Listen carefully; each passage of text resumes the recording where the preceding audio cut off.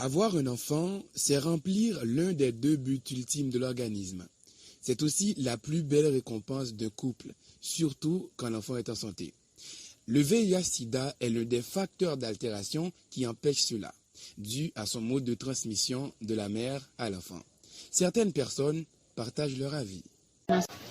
Pour mon nan capable de mon sida pour suivre l'hôpital pour boire médicaments pour jamais pas entrer dans santé mon nan. Seulement si elle a fait ti moun nan blessé et puis sans maman entrer dans ti moun nan.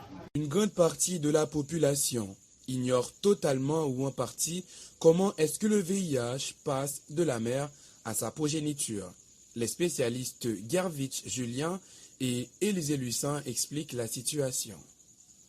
Jusqu'à présent, nous en connaissons 3 voies. Donc, nous avons la voie transplacentaire, donc qui va se faire au cours de la grossesse. Donc, chez une mère qui est séropositive et le virus va infecter l'enfant. Nous avons la voie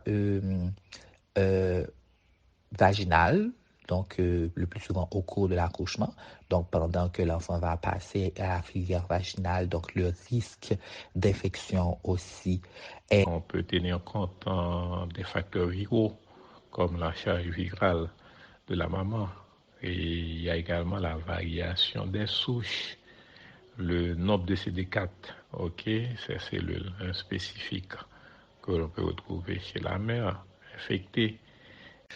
Selon l'environnement d'évolution ou de passage du produit de conception, la transmission peut être variée. Le bébé d'une mère séropositive peut être mis hors d'atteinte. Des précautions avant, pendant et après l'accouchement. Au moment de la grossesse, avant le travail, pendant le travail, après l'accouchement, et on doit donner ça en néonatal également pour un succès maximum du traitement mis en place. D'après l'ONU-SIDA, un allaitement mixte est interdit à un nourrisson exposé au VIH pour des raisons préventives. Certains pays disent de ne pas allaiter, selon les mots du pédiatre.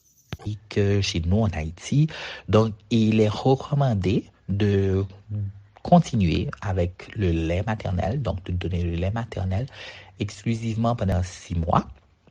Et 86% des atteints du VIH de la Caraïbe sont en Haïti. Cela va-t-il diminuer?